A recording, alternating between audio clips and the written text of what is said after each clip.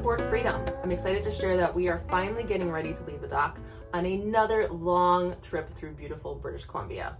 And unlike last year's 2-week trip, this year we're fortunate enough to get 3 weeks, and we're taking you along for the adventure. If you missed last week's British Columbia Cruising 2023, did I say last week? Oops! If you missed last year's British Columbia 2023, I will link it somewhere up here.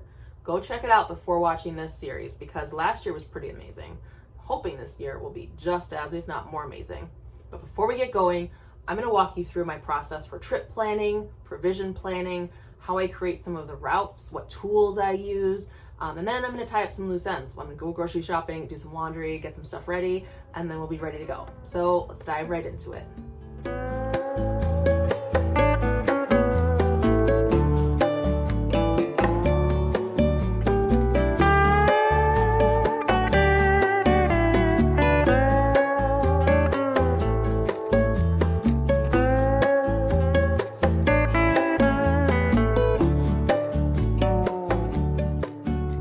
Question I always get asked is, how do you plan for your trips? How do you know where to go? And what are the tools or tips and tricks you use to go plan your trips?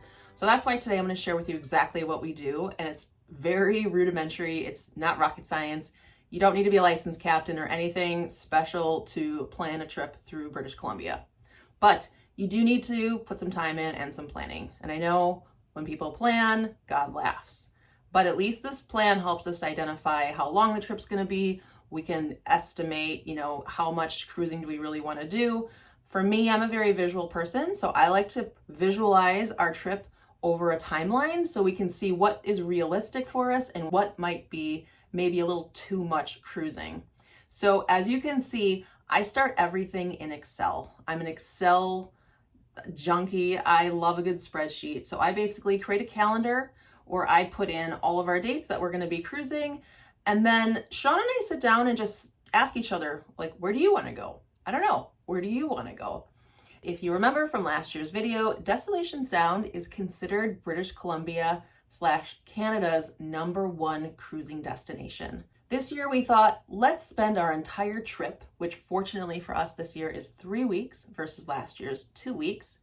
We decided let's spend the entire time just in Desolation and explore everything that it has to offer, because it's one of the rare places in the Pacific Northwest where the water can be up to 80 degrees in the summer.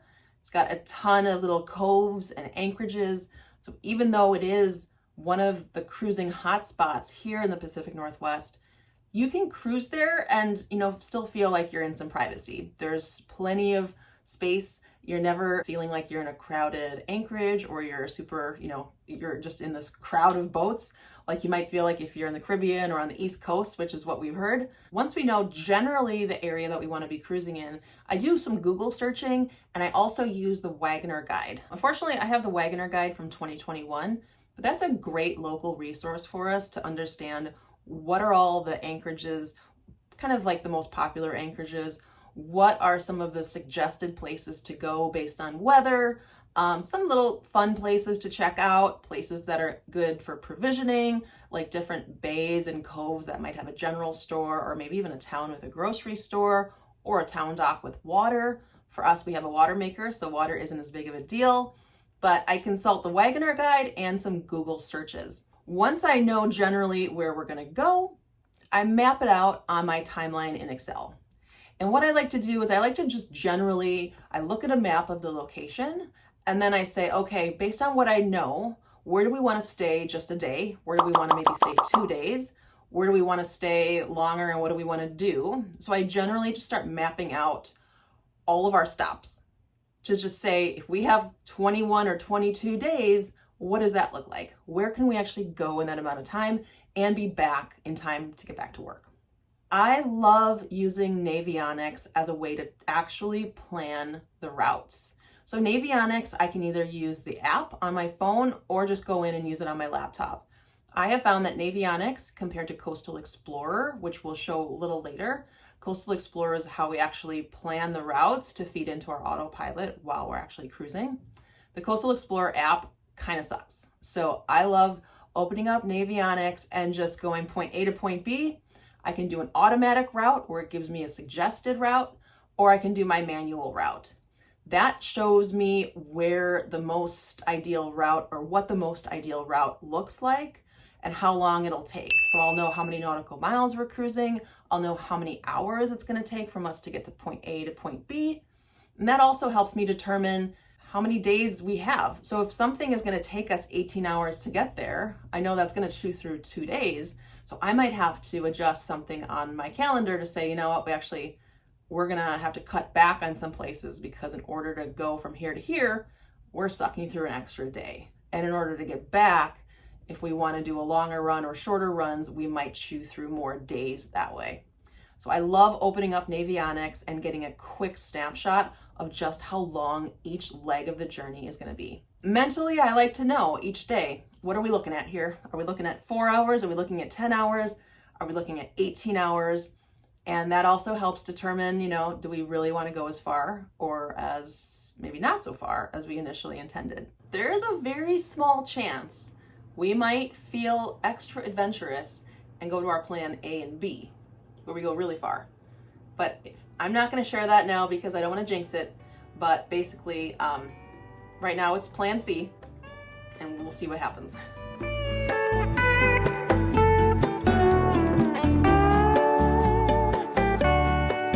When you start cruising in a slow boat and it takes you all day to go not that far, it's important to be realistic and to plan in days where you're just not going to be on the move, so you can enjoy places and you don't have to wake up early.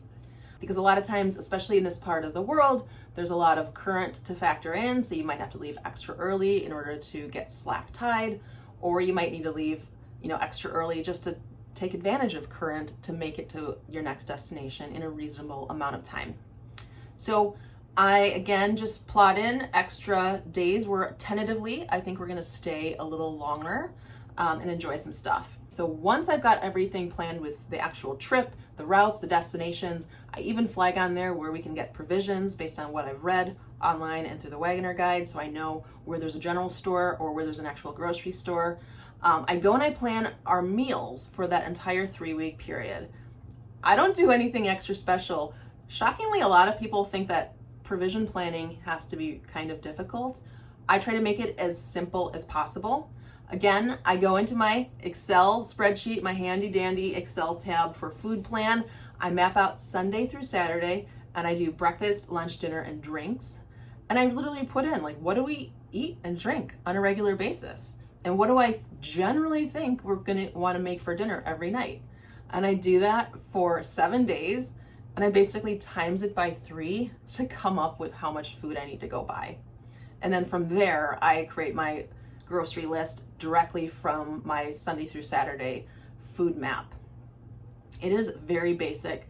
Sean and I tend to eat a lot of the same meals because Sean has a solid 7-day repertoire of amazing meals. With the exception, I have Kung Pao chicken on here, for example. That's just a frozen thing from Trader Joe's. But one night we're going to be making chicken sausage pasta, one of our favorites. We do a ton of grilled chicken on top of a salad, or grilled chicken thighs on top of vegetables or a salad. Chicken nachos, pizza, like a frozen pizza. Chicken Parmesan, if you've watched our videos, that's definitely a staple in our galley. So it's as simple as that. And then drinks, I know I drink Spindrift because I am solidly working on my Diet Coke addiction, and Spindrift is my lifesaver. So I know I need Spindrift, beer, wine, and plenty of coffee. Speaking of coffee, I think if you are a more high maintenance eater, or if you are provisioning for a family, this would be a little trickier. We're pretty easy. And my gosh, if we had to skip, some meals, it's not the end of the world. So I try to make provisioning super easy. I take this plan as a high level, so I'm reminded of all the things I need pretty much just for our dinners. That's the most kind of our big meal of the day. I create our grocery list. But before I go to the grocery store, I want to make sure that everything we're buying is kosher and compliant with the Canadian Border Services rules. They change constantly, and for the last, we've been here over 10 years. For almost that entire time, chicken and eggs have been a big red flag, and pretty much everything fresh. We stay away from everything fresh. It used to be apples were the big one, but then some years it's lettuces. Sometimes we had an avocado confiscated one year. So we basically just stay away from anything fresh, and we try to get one of our first destinations to be where there's a place to provision where we can buy some fresh stuff. But other than that, I check out this website for the Canada Border Services Agency. I'm gonna be honest, it is super confusing. This website sucks. I hate going on here because it takes you through all these different prompts and links where I'm just like, show me what I can and can't bring. So you go into this website, go into verify requirements, and then it sends you to another verify requirements, and then related links, bringing food into Canada for personal use, which is another link. Then it says bringing food into Canada, still no details. Then I need to select that I'm bringing items in from the United States. Then it finally gives you a table reference of what you can and can't bring. One thing that I noticed this year versus the other years, that's I think a change, is that eggs and poultry are allowed if they're clearly marked as a product of the United States. I did find this to be somewhat odd, given that the avian flu has been in the news more so this year than any other year. Every year it's in the news. Every year we've seen on this website, or every year that we've gone into Canada, with the exception of the COVID years, avian flu is always a threat. So when I look at eggs and processed egg products, it says as of right now, so I can see restrictions and requirements, during outbreaks of avian disease, eggs must be retail packaged for human consumption and clearly labeled as a product of the United States. However, eggs from a farm, or if you're lucky enough to have eggs and chickens in your backyard, they're not permitted at this time. So per person, we can bring in 5 dozen eggs and some other products based on weight. So that's way more eggs than we'll need. We'll probably just need 1 dozen. I need to make sure when I go to the grocery store it says product of the United States. And then chicken is another big one. Chicken and meats, that would be horrible to stock up our deep freezer with meats, which are super expensive right now, to have them confiscated. So meat and poultry, fresh, frozen, and chilled. Permitted only if accompanied into Canada by you, check. Packages must have identifying marks indicating what the product is, check. Proof of country of origin is required, so product of USA is acceptable. So that's awesome. We eat a ton of chicken, and Sean eats a lot of red meat. We have some fish packaged though that it was from the United States. So, and then I look, non-alcoholic beverages, nuts, grains, seeds, spices, tea, coffee. Thank God coffee doesn't have any restrictions. Nuts, grains, and seeds though. I can bring in my nuts. Woo, woo.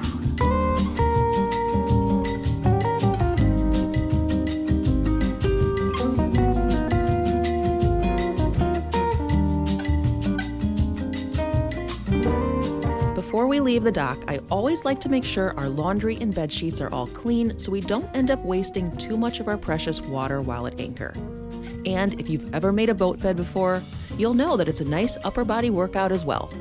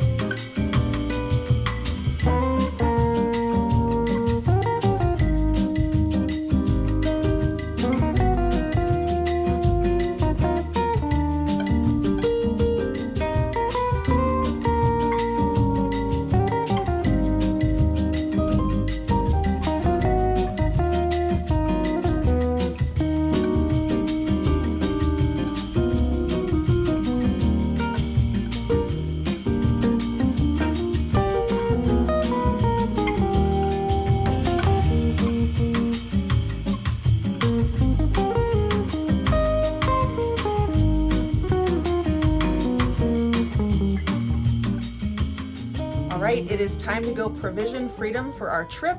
I just did a quick check around the boat. I checked like from our basic toiletries, I checked our deep freezer, our upper fridge, and our lower fridge just to make notes of anything else that we needed that I didn't have on my master grocery list. So I'm ready to go. We're gonna head to Trader Joe's and the wine store to pick up something very special because Sean and I are gonna be celebrating our 20th wedding anniversary. So that calls for something a little extra special. And then once we get all of our provisions put away and ready to go, we'll be almost ready to go cruising. Okay guys, hold down the fort. I'm not bringing you with me this time. Oh, I know.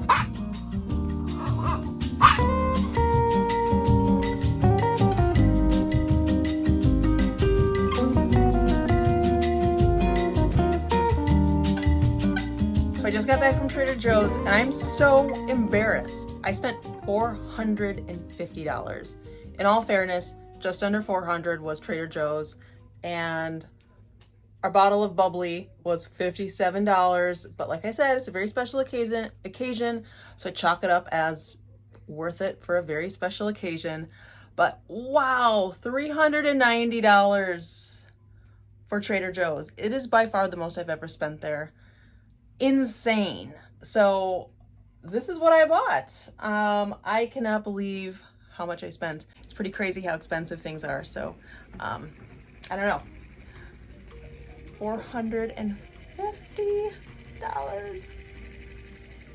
I think the big culprit are all the chomps that I bought. I bought, like 30 of these. These are amazing. We have these for lunch. They're like $2 a pop, but they're amazing. They're like 100 calories each. The turkey ones are 60 or 80. These are 100, 10 grams of protein. So these are a great quick lunch. Got some edamame. Kong cows, got some cheeses, we got a bunch of meats, all sorts of chicken thighs, chicken breasts, snacks underway. I'm obsessed with sardines and olive oil, so I got a bunch of these. I'm also obsessed with smoked oysters and olive oil. Great, quick toppers for salads. Got some salad fixings, hearts of palm. I don't know, not like the most insane stuff. Of course, chicken sausage for our chicken sausage pasta. You know, cheese. I got some canned chicken for chicken skeezer pizza, which is absolutely incredible. You know, fresh croutons. Nothing insane. I mean, I guess, nuts are expensive. Got some nuts. Other just stuff for making some food. Got some of these, which are delicious. Olive oil. I mean, not insane, but $450. Again, though, the main culprit, I think, are the chomps and that bad boy. My final task before we hit the road is turning my basic Excel travel plan into an actual route to our first 2 destinations. For this, I'm using our preferred navigation software, Coastal Explorer, to quickly and easily build the routes that will feed into our autopilot. This is a super user-friendly tool with lots of features, such as unlimited routes, saving and editing routes, tides and current forecasts, integrated weather forecasts, ETA calculations, suggested departure times based on a preferred arrival time, active captain integration so we can get marina and anchorage reviews from other boaters, and so much more. I can create as many waypoints as I need to create the most efficient route, and then adjust the route sections accordingly to avoid obstructions like rocks or buoys, and to steer clear of shallow areas. Since Coastal Explorer doesn't have a feature to create routes automatically using start and end points, I often use the suggested auto route from my Navionics app as just a comparison tool, so I'm sure to be creating the most efficient route possible.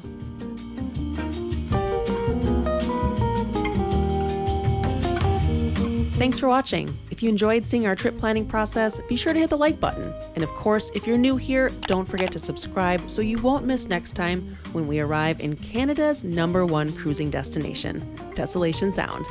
We'll see you next time.